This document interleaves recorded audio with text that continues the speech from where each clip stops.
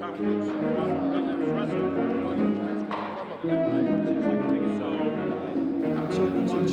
right, let's hear it for the Paul Carlin Trio. All right. Thank you, guys. Appreciate you playing tonight. We really do appreciate you playing. My name is Professor Louis Grasso. I'm the director of the Media Studies program here at Mercer University, and I'm really very, very happy to be here with you all tonight. This is the 41st Annual Quill Awards ceremony. Now, each year, if you don't know, each year at this time we host a ceremony where we honor students for excellence in coursework. In other words, students that did really, really well in the course, they got an A in the course, but we want to give them a little extra something special. So we make up a little certificate, we have it signed by people, and we give them a certificate. In addition to that, we have an alum speaker, a student that graduated from the program several years ago to talk to us about his experiences in the field. And we have that here tonight as well. And last but not least, we have a professional in the field here with us tonight, and she'll be expressing some of her ideas about what's going on in the field, telling us about her experience, going from one job to another, etc. And that's what the Quill Awards are, okay? But before we move any further, I'd like to invite the 13th president of Mercer University up to the podium to give a nice special welcome. So you give her a nice special welcome. Please welcome Dr. Susan Parrish.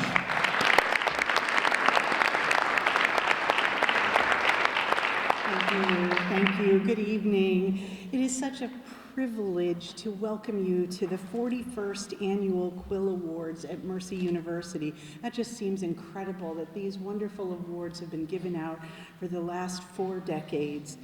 This is an evening that is dedicated to the celebration of excellence and creativity and the transformative power of media. This evening is a cherished tradition here at Mercy, one that showcases the full range of our students' talent. And tonight we are so excited to recognize the incredible work of our students in the Media Studies program, as well as the ongoing achievements of alumni and professionals who are shaping the media landscape. Whether it's through investigative journalism, digital storytelling, audio production, or visual content, the work we're celebrating tonight represents the very best of what this program stands for, a commitment to bringing stories to life across all forms of media. So first, let me congratulate all of tonight's honorees. As students, your work is inspiring to us. You've pushed boundaries, you've taken creative risks, and you've demonstrated the highest standards of excellence in your craft. And we're so excited that we get to honor you. So students, I'd also like to ask you to stand up now and thank the families and faculty who've supported you in your journey to become media studies professionals. Please.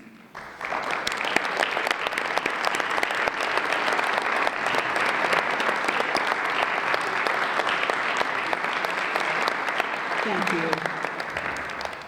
Students, we celebrate your excellence, but the reason I want you to thank the folks who support you is none of you got to this place on your own. You all did it with a lot of help, whether it's from family or my faculty or staff colleagues. So I'd also like to thank my faculty and staff colleagues. I want to thank Dean Peter West, who's with us, Media Studies Program Director Lou Grasso, and all of the outstanding faculty and staff in the School of Liberal Arts. Their dedication to our students, commitment to the arts and humanities, and tireless support of our students make all the difference. We're also proud to highlight those who continue to shine well beyond their time here with us at Mercy. This year's Quill Award for Outstanding Alumnus goes to Christian Arriaga Flores, class of 2017. He earned multiple Quill Awards as a student, so it's no surprise that we are honoring him again tonight.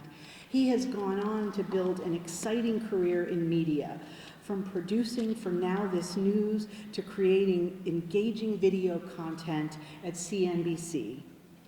And tonight we are also especially privileged to present the Quill Award for Professional Achievement to Lisa Salvadorini, an award-winning journalist who anchors the morning and midday news for News 12 Westchester Hudson Valley.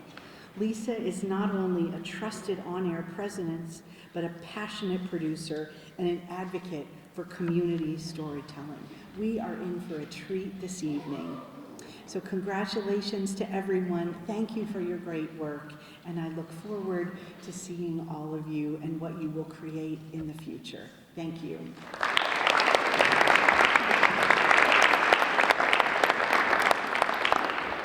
Thank you very much, Dr. Parrish. The Media Studies program is in the School of Liberal Arts. The university is made up of several schools, but at this time I'd like to invite the Dean of the School of Liberal Arts, Dr. West. Please give him a warm welcome, please.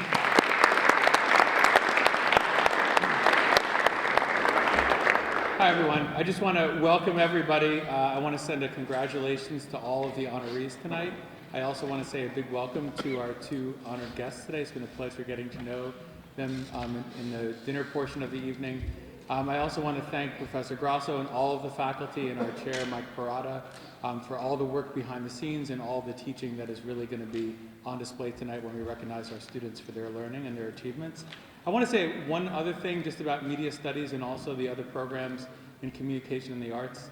And I promise I'm not going to go into Dean lecture mode here, but just to kind of talk about how much this program means to the school and to the university. You know, higher education in the last decade has come to the realization that the successful college experience is really about a pretty small number of things. Number one, it's about having a kind of high-touch experience with faculty who are dedicated to the students.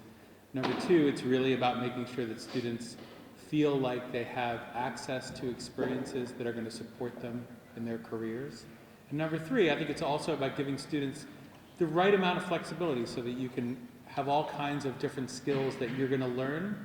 You may not necessarily always know exactly how they combine in ways that are going to suit your own career goals until you get out into the world. But I think those three different elements are very much what so many institutions of higher education are now trying to address.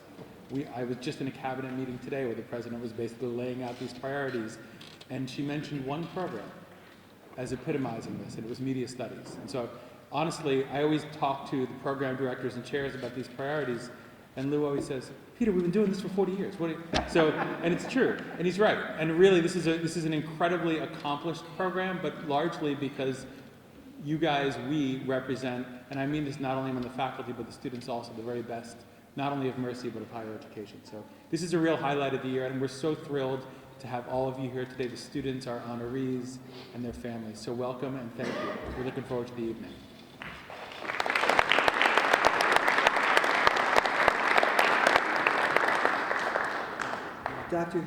Thank you, Dr. West. Take my glasses off, can't see. As you get older, you can't see with your glasses, you can't see without your glasses.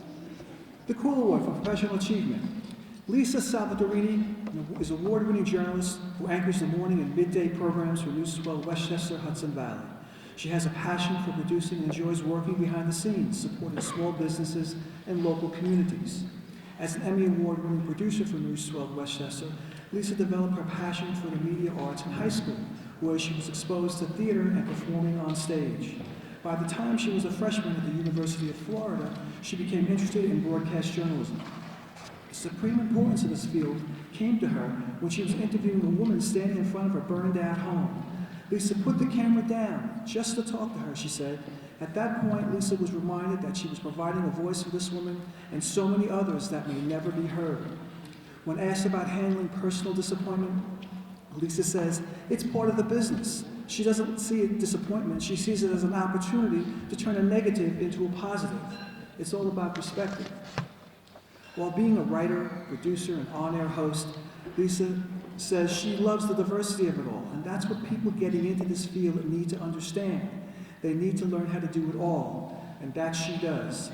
Ladies and gentlemen, this year's Quill Award for Professional Achievement, Lisa Salvadorini.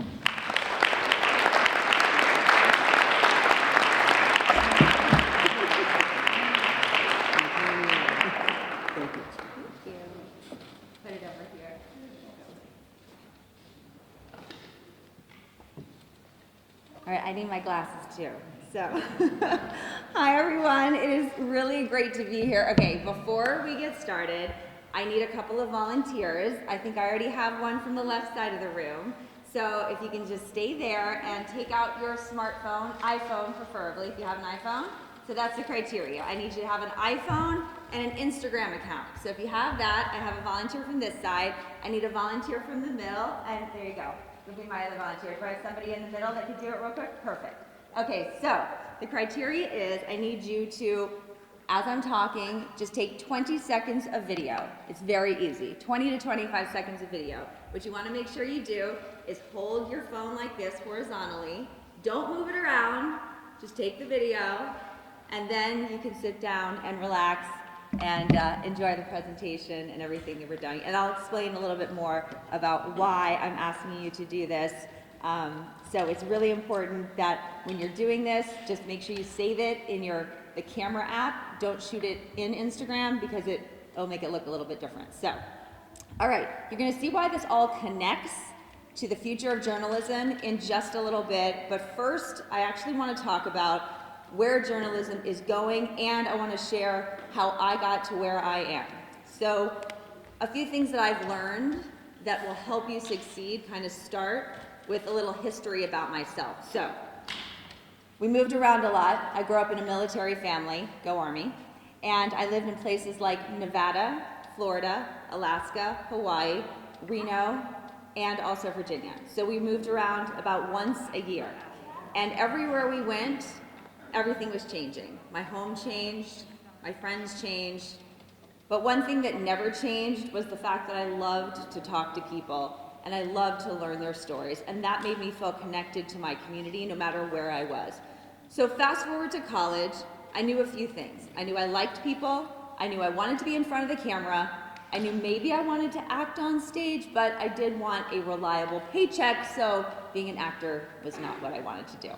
Okay, so my husband now actually is the one who suggested that I go into television journalism. So honey, thank you for being here and thank you very much. But the college that I was attending actually did not have a J school. So that meant I had to pivot, I had to change, and I had to transfer to another school.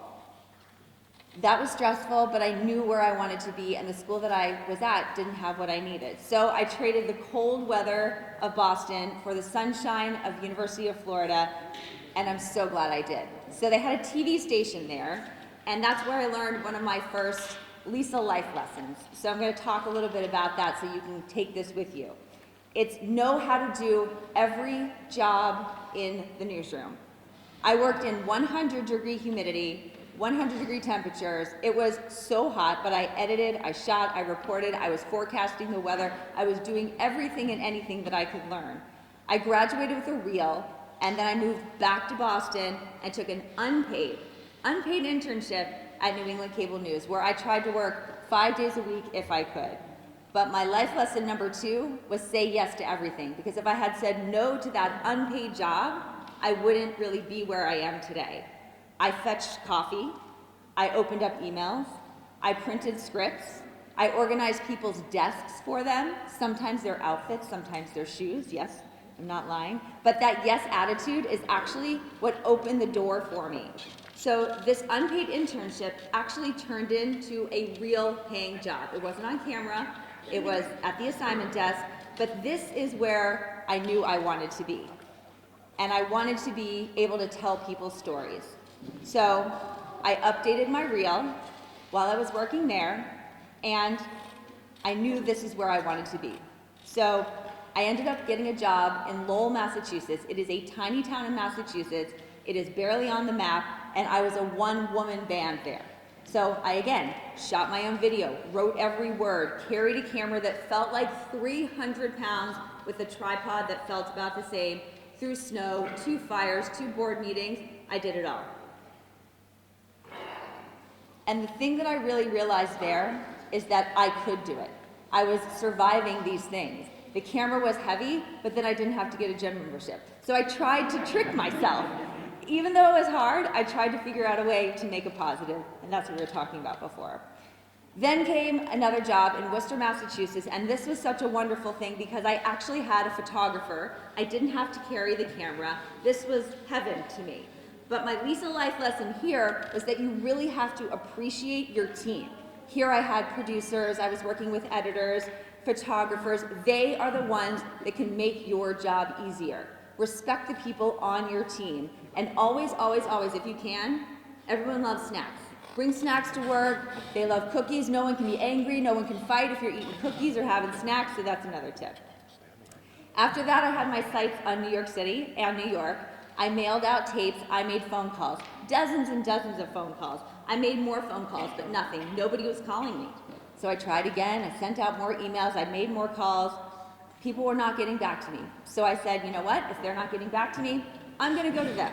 So I came to New York, and I started making even more calls. And one day, I got very, very lucky. And the news director at New York One actually picked up the phone. And I said, in my chipperish voice, I was like, hi, I am here in New York, and I have this great reel, and I'm staying at a hotel right near your station, and I can be there in 5 minutes. And it was dead silence on the phone. He paused, I panicked, I didn't know what he was gonna say. I waited, and then he said, I can't do 5 minutes, but I can do 30 minutes. I was there in 25, best hair day, best suit, decked out, ready to go, reel in hand. I was ready to rock this interview.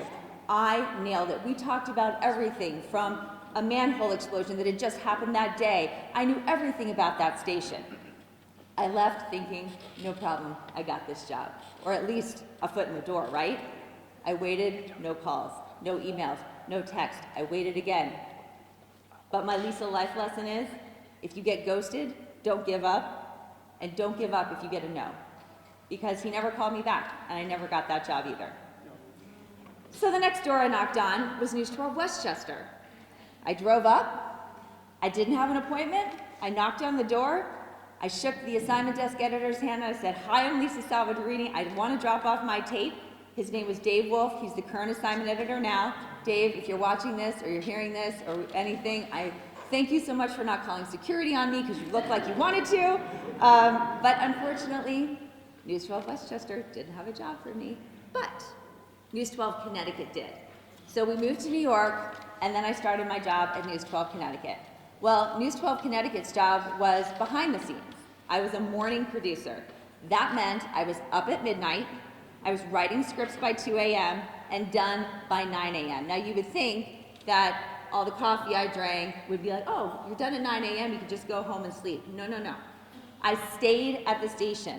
I volunteered. I worked extra hours. I talked to everybody there so that eventually something would happen.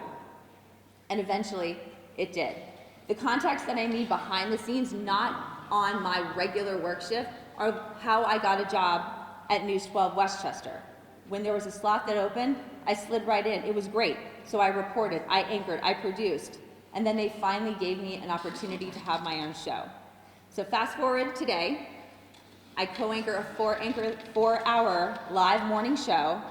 I help lead the newsroom, and I help guide other people who are just getting into the business to go through this whole experience and try to become better journalists.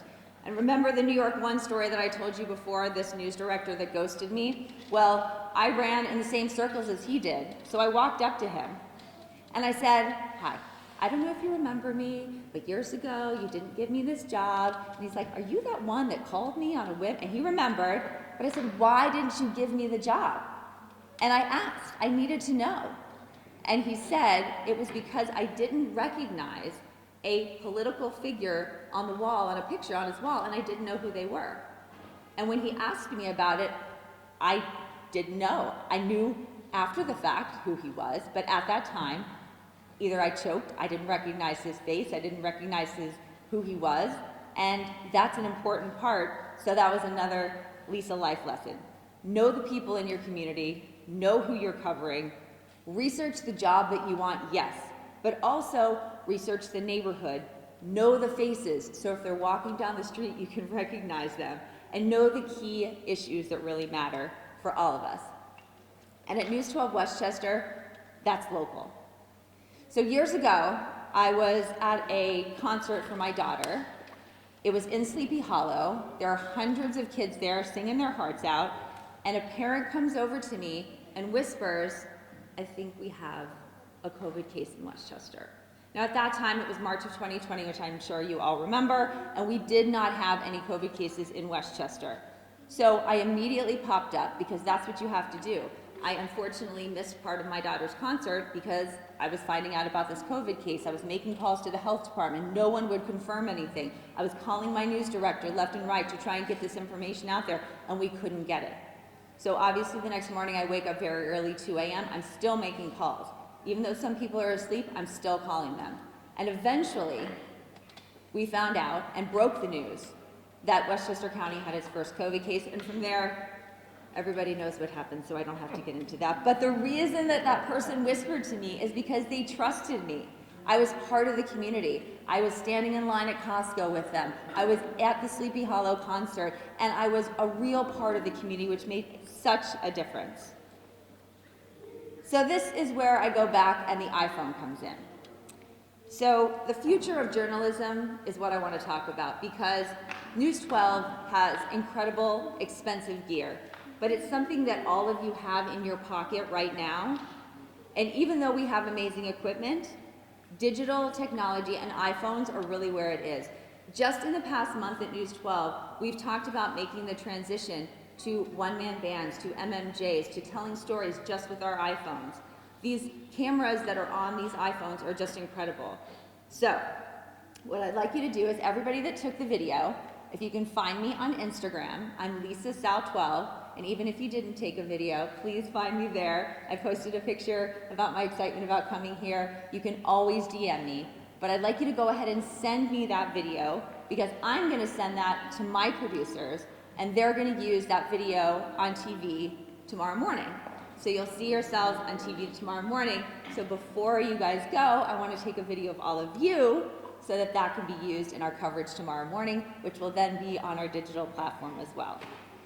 So just remember, whether you want to be a journalist or something else in television, say yes to everything, build those relationships, and do your homework. Trust your gut, and when the moment comes, be ready. Because every no, every unpaid internship, every 2 a.m. alarm clock can lead you to your next opportunity.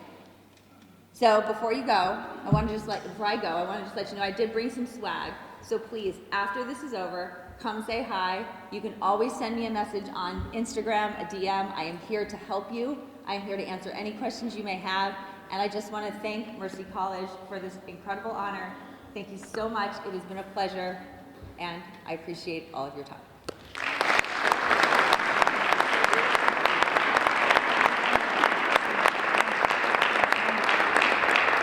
Thank you, Lisa. That was just wonderful. Moving on to the next section. The Quill Award for Outstanding Alumnus. Christian Arriaga Flores graduated from Mercer University's Media Studies program in 2017 with a concentration in radio and television production. In 2019, he graduated with a master's degree in Media and Communication Arts from Pace University. Christian graduated summa cum laude from both institutions. Before attending Mercy, Christian procured an associate's degree in Communication and Media Studies from Dutchess County Community College. See, there's a common thread going on there. During his final year, Christian led a group of students in the creation of videos about the college that were shown to students during their orientation and posted on the college's YouTube channel. As a student at Mercer University, Christian received Quill Awards in column writing, screenwriting, video editing, and feature writing. He procured an internship at Bronxnet in post-production, and while at Pace University, Christian interned at both CNN and Fox Business News. I bet you could tell us some stories. By 2022, after working as a live stream video editor for CBS, Christian became a live stream producer for the social platform Now This News, in addition to writing and video editing for that platform. For the next 2 years, Christian continued to work in live streaming and post-production. The organization's live streams expanded to new audiences around the world, and as a result, Now This News TikTok page has grown substantially. During the last 2 years, Christian has been working at CNBC, where he creates video content for their broadcast program shows. When asked about the future, Christian says, "I like news, I like streaming live events, and so he plans to do more." This year's Outstanding Alumnus Award, please welcome Christian Arriaga Flores.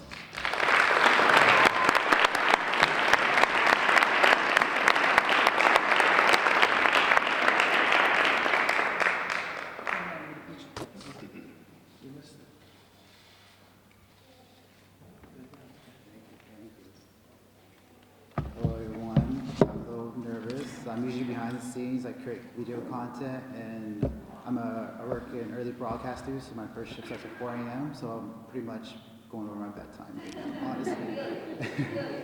So thank you, Professor Lou Grasso, for this award. I don't think you know this, but when you actually called me to present the award to me, it was my birthday, so thank you.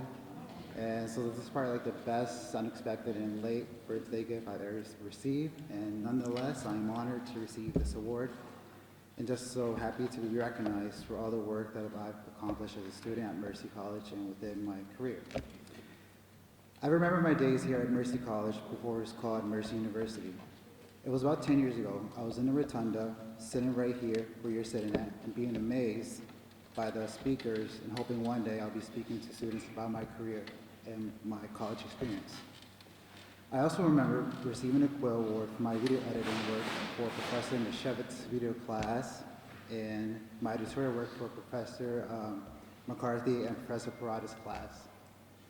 Now I'm receiving one of the department's best award, so it's like a full circle, honestly. I'm just still amazed and shocked at how far I've gone in my career, honestly. I would not be here where I am at in my career if it wasn't for the professors on Mercy, the primary resources, and the school's newspaper, The Impact.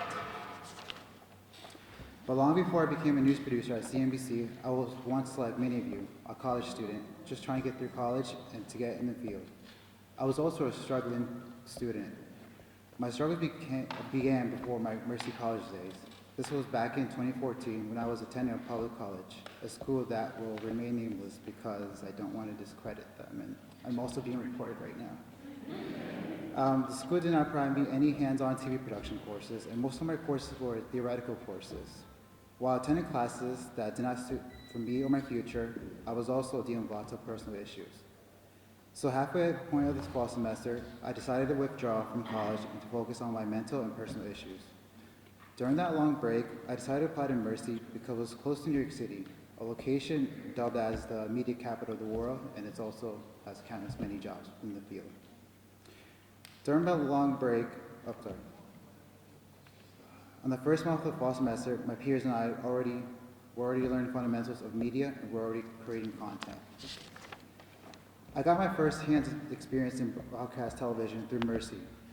I was looking through a list of internships outside Professor Grasso's office and stumbled upon BronzeNet, a local television news station out of the city. I used all the skills that I've learned from media studies classes and applied it at BronzeNet. The internship was a success, and I was told that I'd be welcome back to be an intern for the following semester. Now, Mercy is a school that provides you many media classes, but this department offers more than just your typical college work. This department is a community where everyone looks out for each other. The professors within this department really care about you, and even your peers care about you. I remember joining the newspaper's organizations, The Impact, by taking Professor Parada's course. I covered many topics, but my beat was a presidential election and the impacts on students. I had a great run, but was unable to participate in the following semester. That's when I got a text from Lane Griffin, who at the time was the managing editor of The Impact, asking me if everything was okay. I told her yes. Why? She said that she noticed that I wasn't in the roster for the class. I told her that my schedule was already maxed at capacity and that there was no room for another course. Elaine understood, but asked if I could participate in the newspaper, even as a volunteer. She said that I was one of the strongest writers in the group and that she really enjoyed reading my editorial work. That moment, that exchange with another peer, really made me emotional. It just showed me that there are students who really care about you and your work. It also showed me that my work never went unnoticed.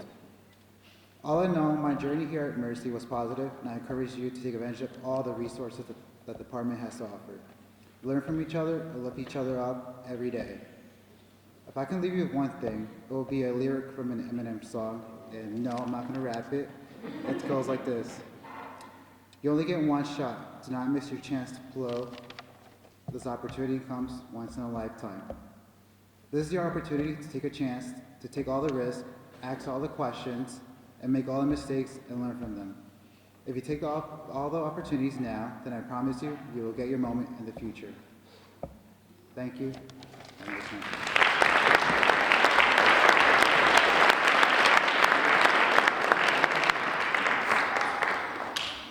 Thank you, Christian. And now, the time you've all been waiting for, the Student Awards. Our first presenter really needs no introduction. He's our department chair of the Communication and the Arts. He's our teacher of the journalism track. He's also the faculty advisor to the award-winning ImpactNews.com. Please welcome Professor Michael Parada.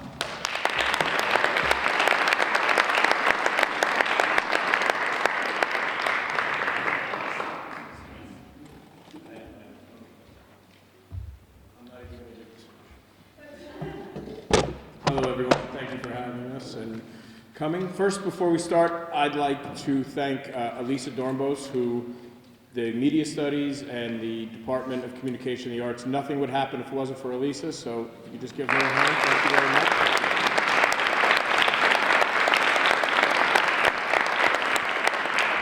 So there's a lot to do, and I will forego my speech and just make some quick comments.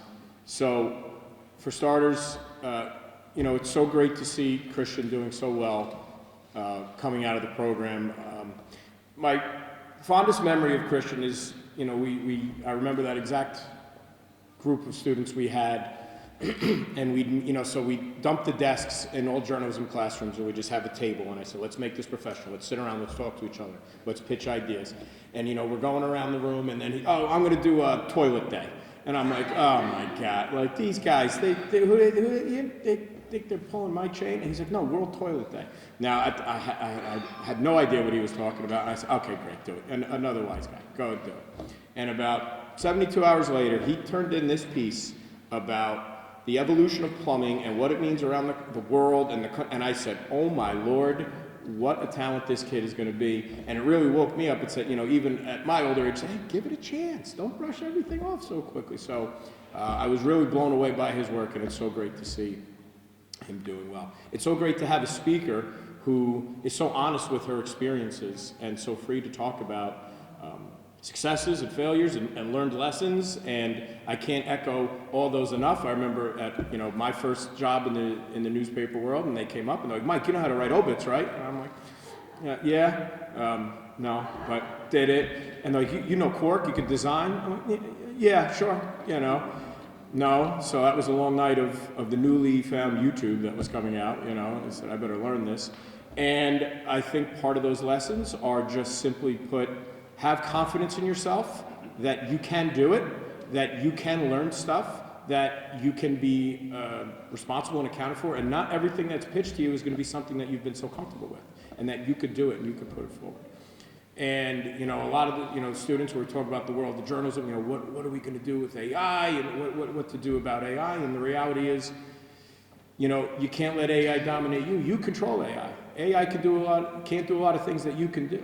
You could be creative. You can be an emotional control. You can make judgments. And instead of cheating yourself and allowing AI to recreate work, you create work and then you discuss it with AI. So that's what I've been doing. The students who've been talking about what to do with AI said, well, I've been writing stories, I've been writing scripts, and I'm putting pieces of those into AI, and it's starting to learn and I'm having conversations with conversations with myself, I guess, on AI. So there's so many avenues to keep going in the world of journalistic credibility right now, which at high time, what about credibility? Well, journalists and credibility has been a battle since the beginning of this industry.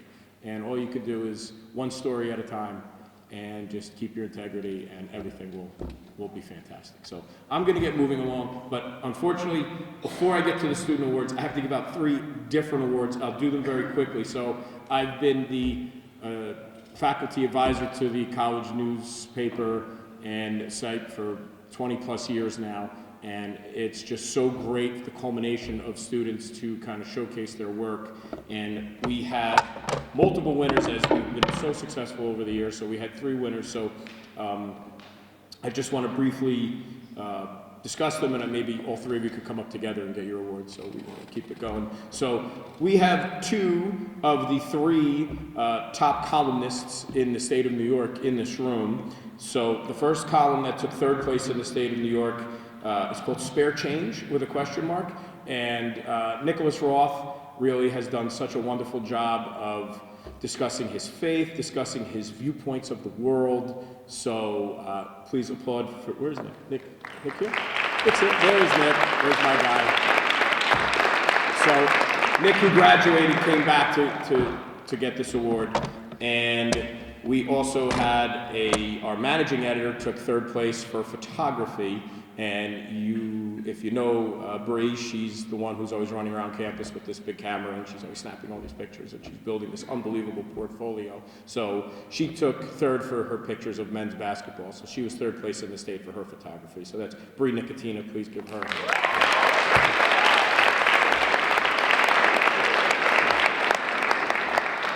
And our last New York Press Association award went to, and for those that don't, this is every single college newspaper in the state of New York is eligible for this. So it doesn't matter the size of the college and the size of the school. So this is, so you're a mid-major thrown in with these big D1s, and we pulled the upset and took another first place home. So our first place columnist winner for Murmurs in the Galley is such an emotional roller coaster of her family, her siblings, her viewpoints of her parents, her grandparents, and just, the world around her. So that's our associate editor, so that's Gabriela Jimenez. So if the three of you could come up real quick and get these awards, I think it'd be nice to take a picture together.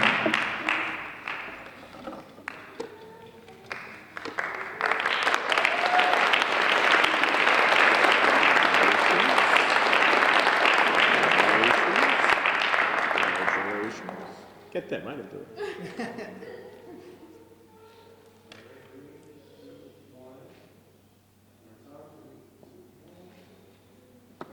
Thank you, guys.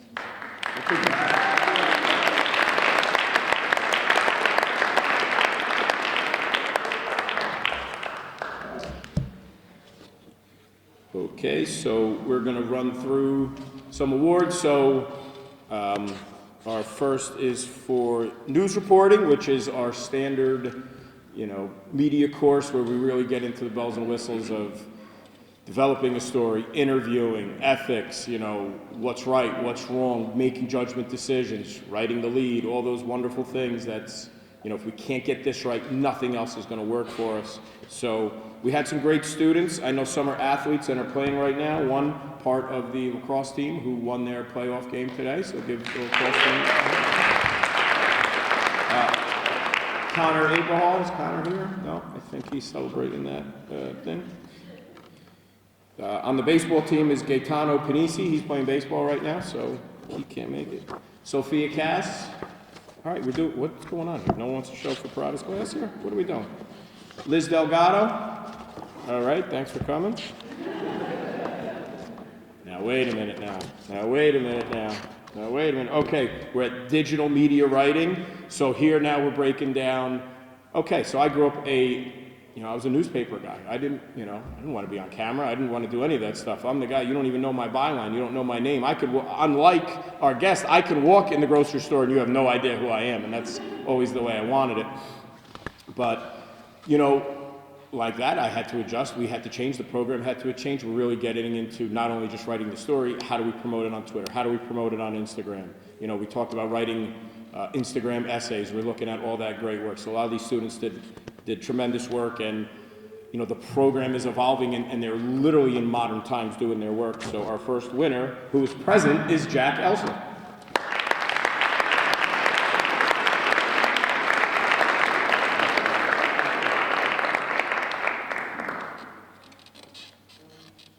See you. No surprise, Gabriela Jimenez.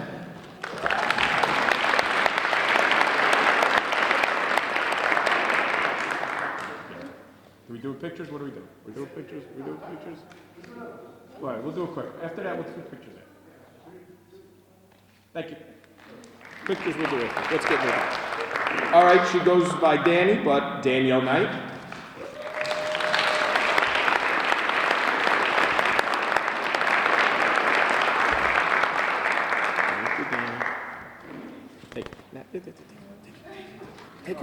Take her.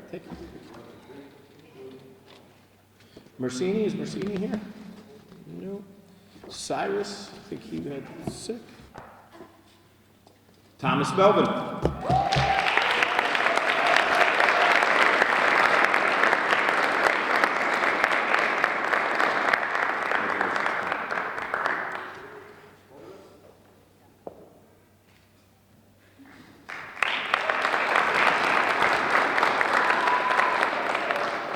Amy Molina. Boom. Oh, she's here. Amy is here. She's here. Hi, Amy. Congratulations. Amy. It's all right. Reporters got to adapt. Don't worry about it.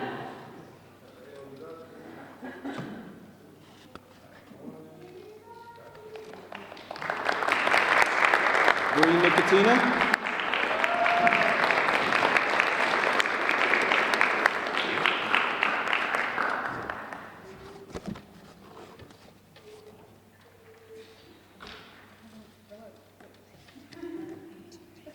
You're good. You're doing good. Emily Vasquez, is Emily here? Boom.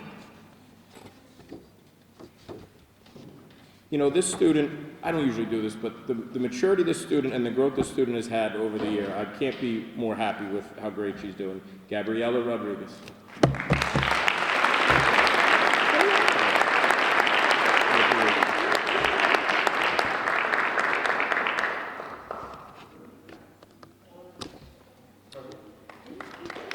Another class we have, so we have two sections of it, feature Article 1, feature Article 2. These are some of my favorite stories, favorite courses to teach, and I think students walk in like, feature? I don't even know what that is.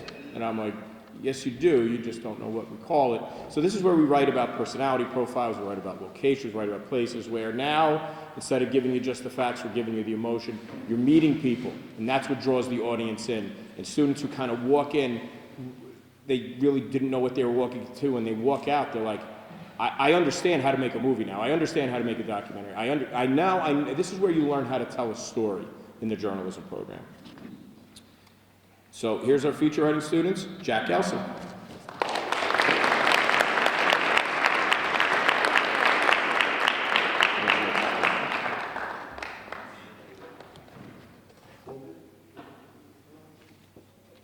Jack's on time to every class, so or no.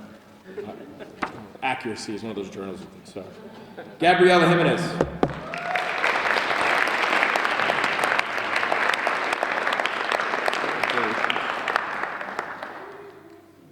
Michael Johnson. Hey.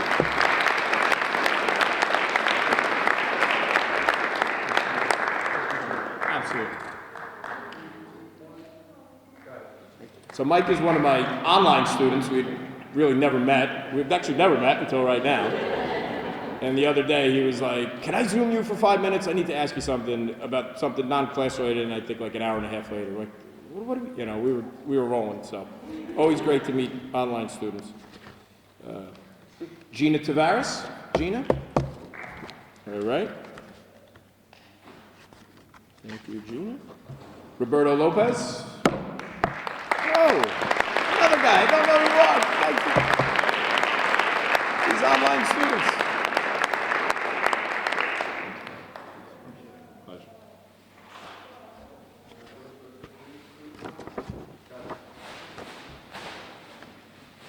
So, these last two awards are for column writing. So, if you are a staff member on the Impact, you are forced to have your own column where you have to do what you've been crying about your entire life. I never get to write about what I want to write about. Well, now you got no choice. You're going to write about what you want to write about. And these two students have done a great job. They write moving columns, and so not really a class, but it's just something they did on the staff. So I'm going to bring them both up together. Nick Roth and Bree Nicotina.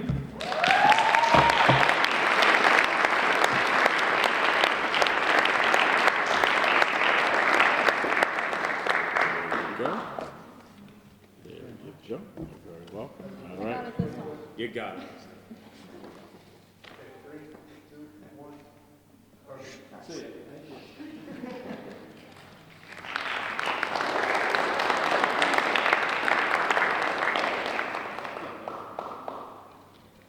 So Jade Snyder can't be here this evening. I'm going to give you a 20-second rundown. Effective presentations. Students are asked to develop skills that people fear the most. Students are asked to speak in public, oh no, over and over again. They're asked to do it while delivering theatrical, engaging presentations full of facts and emotion.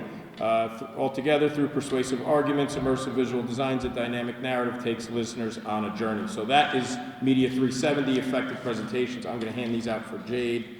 So our first student is Rebecca Doak. Rebecca. Next is Lily Cespedes.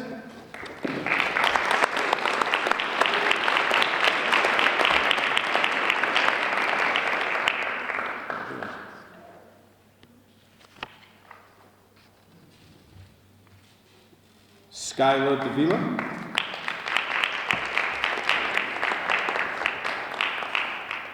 Stephanie Nicolaj.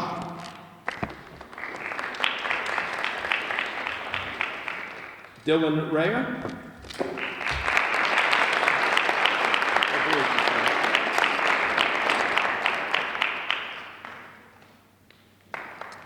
Sophie, who's not here.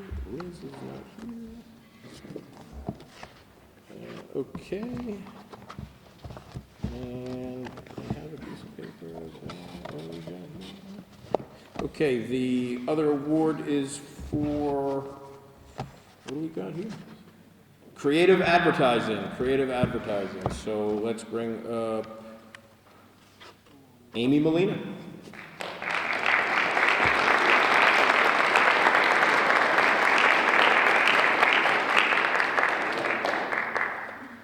Thank you, congratulations. Adelina Haxhaj. Chloe Mackey.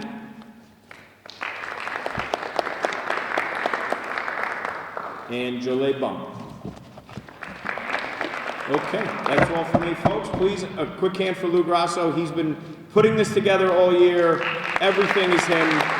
Everything is him, not me. Everything is him.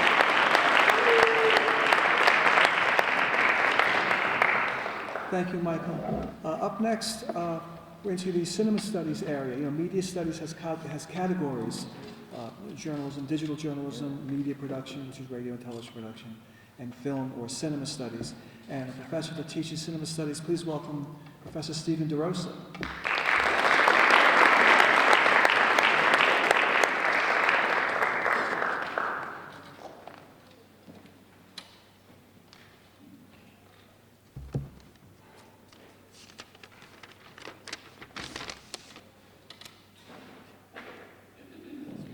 This is ready. Good evening. As always, this is a great event that we hold each year. It's so wonderful to not just visit with faculty and my colleagues, but also with the students and the families who come out tonight. The Cinema Studies concentration had a pretty good year this year, I think. Going back to the fall, we introduced a brand new course called Women of Film, which, oddly enough, it focuses on female film directors. In that course, we were able to go to Alamo Drafthouse Cinema in Yonkers, something that I started back in 2017, and we screened several films there. We also had, students had a chance to engage with the audience and really get into a great discussion. Another great thing we did in that course was we were able to bring in a guest speaker, Sophie Barth, the writer-director of a recent film called The Pod Generation, which, as Mike brought up, AI just a short while ago, and that film is about AI and technology and kind of the whole dehumanizing effect that it has. So it's really about the double-edged sword. And students spent some great time with Sophie and asked a lot of great questions and had a great conversation. In our advanced screenwriting course, we were able to bring in a local screenwriter, Kara Rothenberg, who's written shows for Hulu, for Apple TV, and for Netflix. And students spent a really good deal of time. Basically, she was there for an entire class session, and they picked her brain. They like really asked her a whole lot of questions. I know some of them have been staying in touch with her, which is terrific. Hopefully, you spent the whole winter and into the spring semester revising your scripts and getting them ready, because tomorrow's the deadline for our 5th annual screenwriting competition. So I hope that you're going to submit those screenplays if you haven't already. Now, before we get to the actual awards, I want to share a little bit of a message here. Good evening, Mercy Media Studies students, faculty and guests. My name is Alfred Hitchcock, as I have been quite dead for precisely 45 years, and one day I am coming to you now via an AI-generated voice program. Isn't technology astounding? Now, as you sit here basking in the glow of achievement and anticipation, I must say your talents are truly a masterpiece of suspense and ingenuity. Like a well-crafted thriller, your journey has been filled with twists, turns, and moments of revelation. For in the world of media as in cinema, it is the element of surprise that elevates the ordinary to the extraordinary. Congratulations, and remember, every great story begins with a single daring step into the unknown.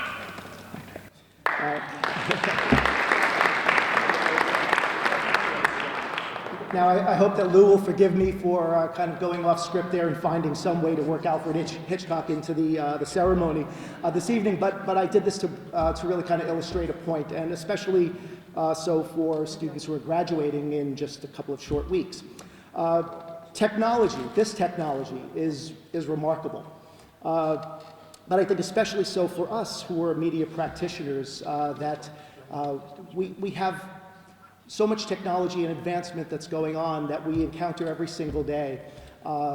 And these are tools, right? These are applications that you could use to make certain tasks easier, but the real creativity comes from inside, comes from you, comes from the humanity.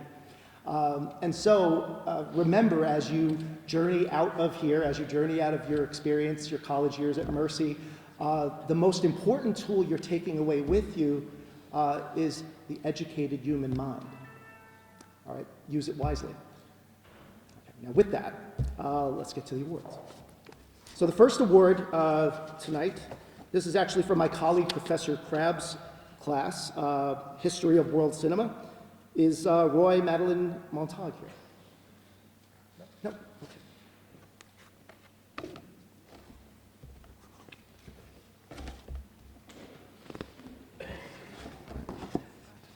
Moving on to this semester, I'm teaching a course called Film and Culture. This is a course where we kind of go through the history of Hollywood cinema, of American cinema, and look at how different groups, ethnic groups, sexuality, gender, ability, all of these groups are represented on screen through the years.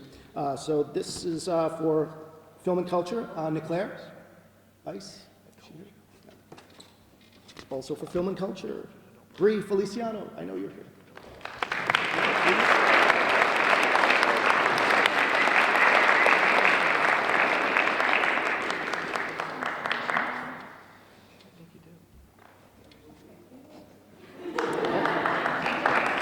Still Film and Culture, Laura Felina.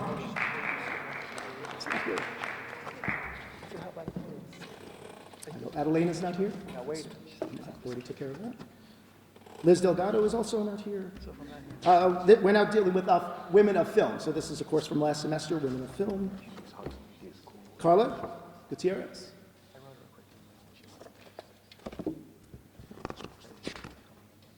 Joelle Rivera.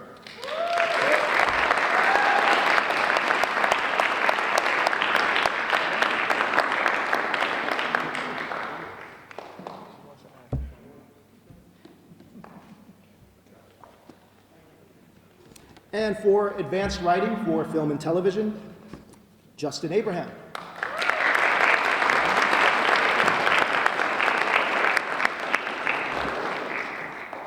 Well deserved.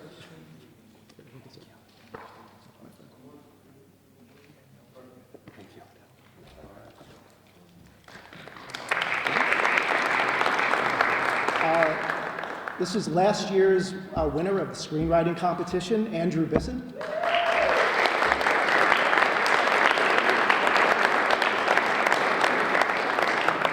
Haven't yet received your submission for this year.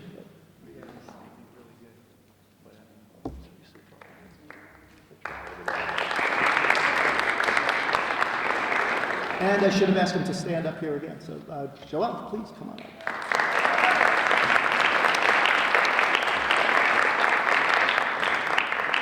Also very well deserved. Great stuff. Thank you.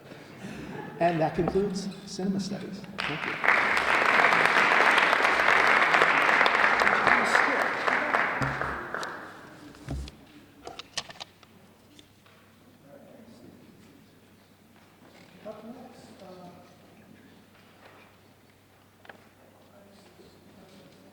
Okay, next we have video editing and radio production. Professor John Masevich teaches those courses, and give him a warm welcome, please. John Masevich.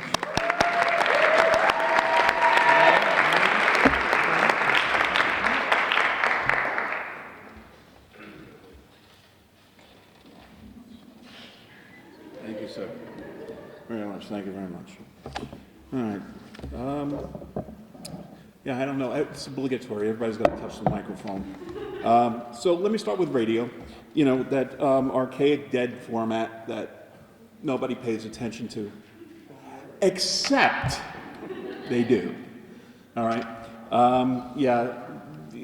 Even though we kind of do it passively, yeah, it's still amazingly, to younger people, your generation, it's highly effective in reaching you.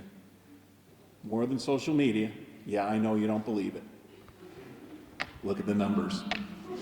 Okay, so with that, I'm hoping I got my order here, right? So there's going to be a little bit of a mix of stuff, some basic journalism's in here too?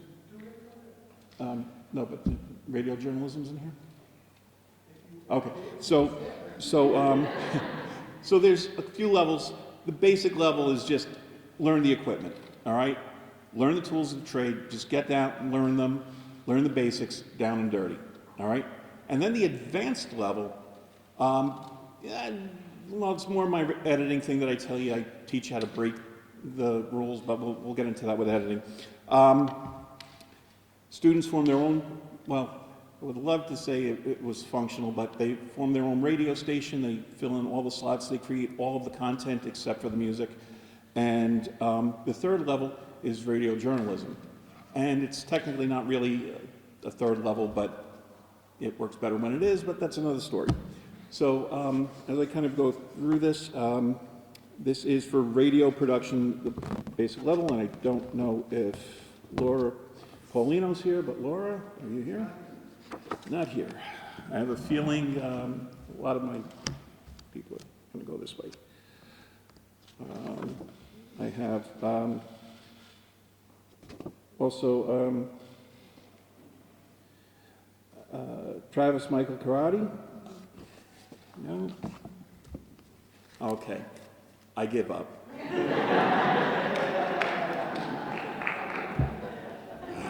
Join the club. All right. Yeah, Sophia Cass is not here either. And we get to our radio journalism folks. Let me just make sure that that's it. For radio journalism, Cindy Ramirez. Is Cindy here? Cindy's not here. Okay, I think I'm going to be okay with the last two people. Justice Waller.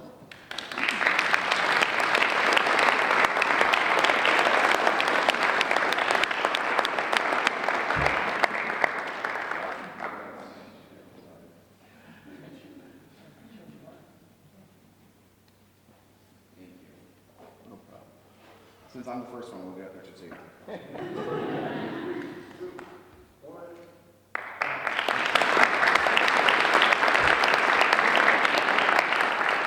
Unfortunately, the next one, I was told I can only give my award to two-legged students. but I guess we just telegraphed who the next one is.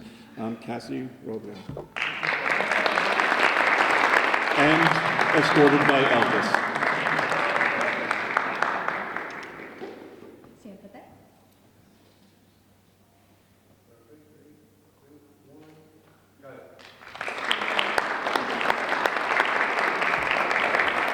Okay, so Steve stole my thunder a little bit on the whole, equipment is just tools. I tell this story a lot, especially in my editing students. One year I walked in with a hammer and a nail and I said, okay, this is how you drive a nail, this is how you pull it. Does that make you a carpenter? And everybody's like, well, no. It's like, well, why do you think, what makes you think knowing, Premiere or Resolve or Avid or Final Cut makes you an editor? Means you know a tool. It's kind of like taking an 11-minute ride and being called an astronaut, but that's another story. So I just want to make sure my editing workshop and my advanced, and again, we have advanced levels of editing, and I've got to go back to the glasses. And like I said, the basic stuff, what I'm what I'm teaching you now is the basics. Like really the basics. Just put two pictures together. Why do those two pictures go together? What sound is underneath it? And and drive me nuts, let alone you, right? And then the video dropouts to go with that. We try to avoid all that. So once we get through that, then we can talk about breaking all the rules and really coming into your own style. That's in the advanced level. So what I would like to do is call up some of my students from this semester and last semester, and I think I'm going to have a little better luck with this class. Brianna Mayo. I did.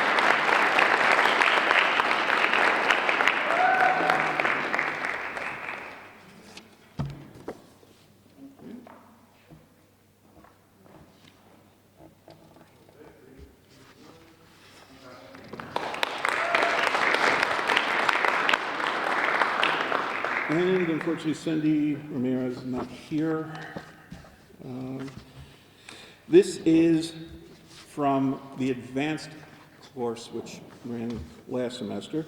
And I believe my first student, Niclaire Bice, is not here, but I know the next student is, and this is just kind of the running gag from what I said last year a little bit, a continuation of the Andrew Bisson show. So, Andrew.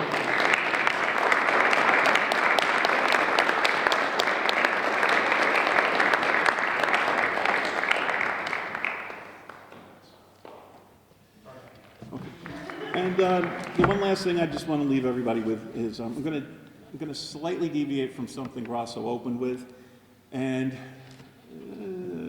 don't necessarily expect an A. The reason you've gotten these is you showed me something. All right. Now that means you're probably going to get an A, but you still have a final project to hand in that you can screw up. So temper. But I think you'll be okay. And remember what I always tell you, especially those graduating students, this isn't the end.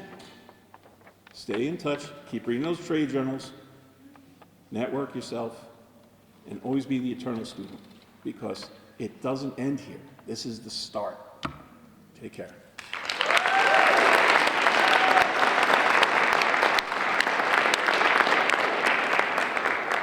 Thank you, John. We're almost done. Up next is our teacher, our professor of performance, among other things. Please welcome Professor Mark Palmieri.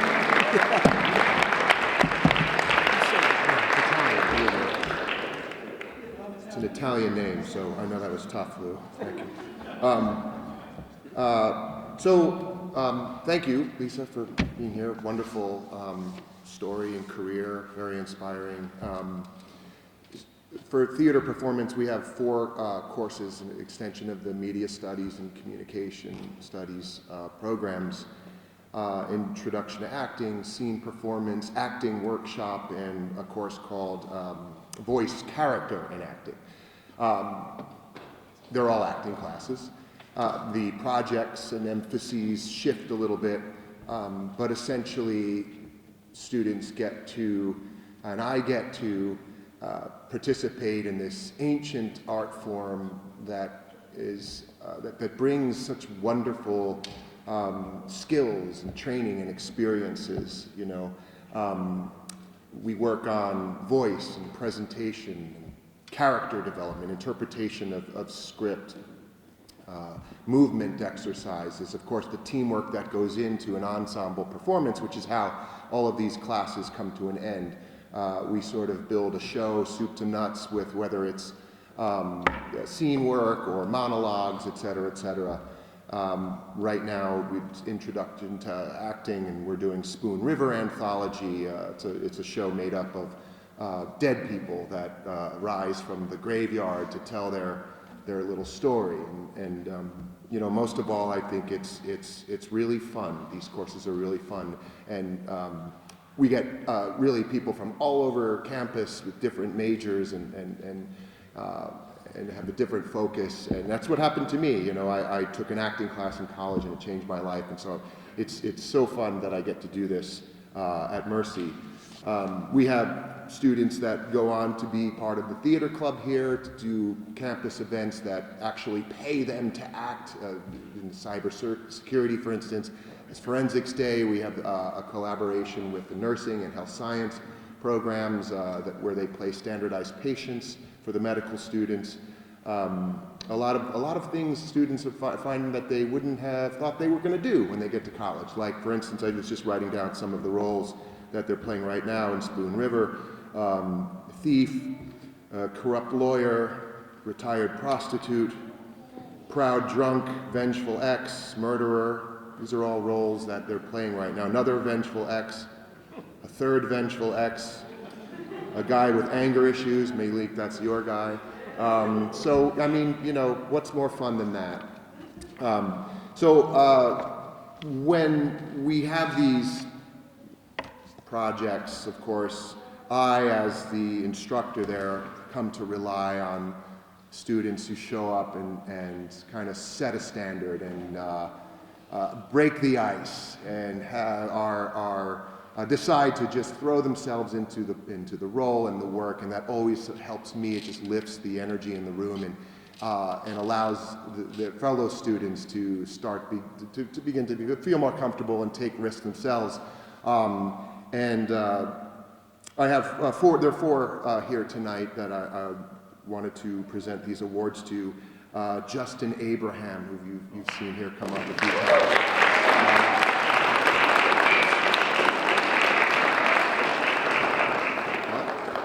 Wow, what a surprise. I can't believe it. Here's my speech. Okay. Congratulations. Jesus Farias.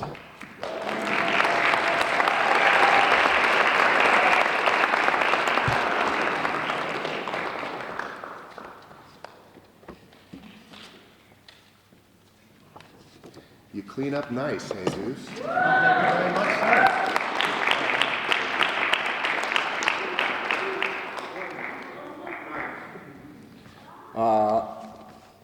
You're going to have to do something with that camera, Antonio Perez. Of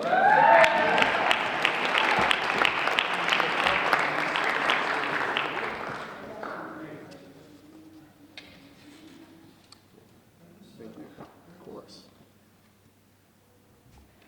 Oh, I should be in it? Yeah, please. You got it?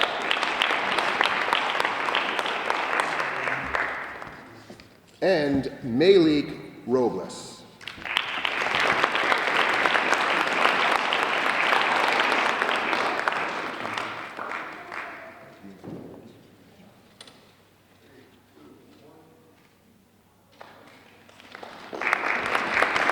Thank you. Thank you so much. Thank you, Lou.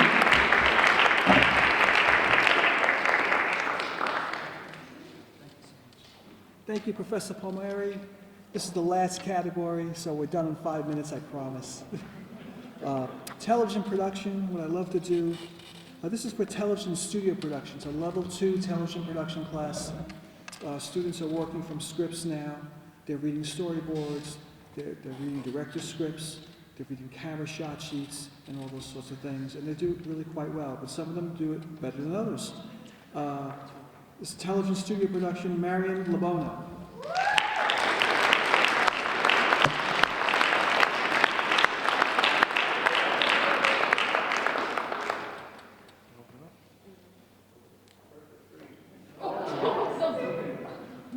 That's right, everybody.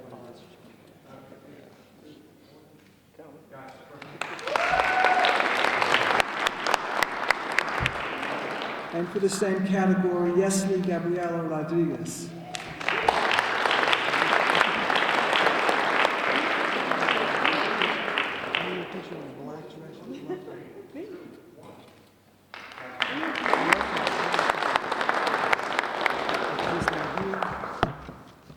The next category is television field production. That person's not here.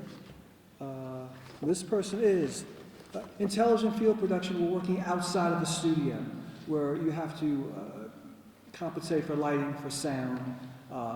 Things happen all the time. It's not in a controlled environment where it's a laboratory. You could stop and start and do things. In television field production, you're on location. And you're doing fiction. It's not news. So it's got to be set up and it's got to work a certain way so it matches the script that you're trying to shoot. So this first person, Bree Feliciano.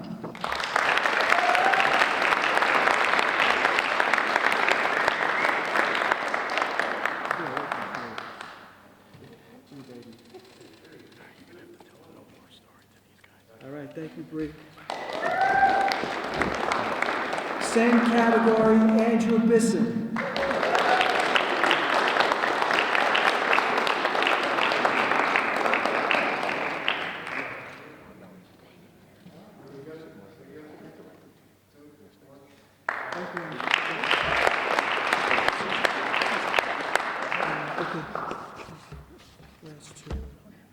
Okay, last category, broadcast journalism, okay?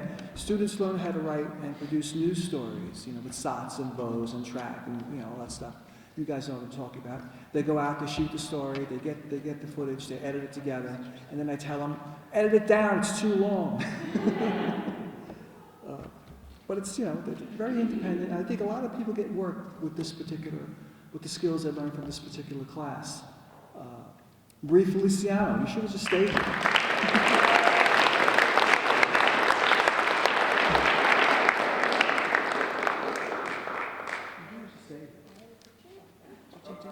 You got me? Okay, we got it.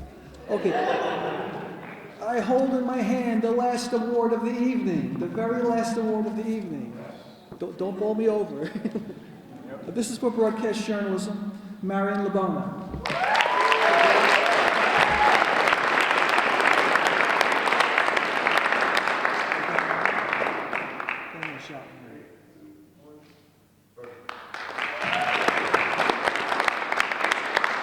All right. So I'd like to say that concludes the Quill Awards for this year, but I want to thank Elisa Dornbose, our Department Administrative Assistant, for helping me set this up, because she really did a lot of good work here. But also I want to thank the families and the students. I want to thank the professors for presenting. But I want to thank the guest speakers, Ms. Lisa Salvadorini, and also Christian Flores for giving such wonderful talks. They were very inspirational. Thank you, and have a good evening. One more thing. Ms. Salvadorini would like all of the award recipients to come up and take one gigantic picture. Maybe it'll air on News 12, who knows?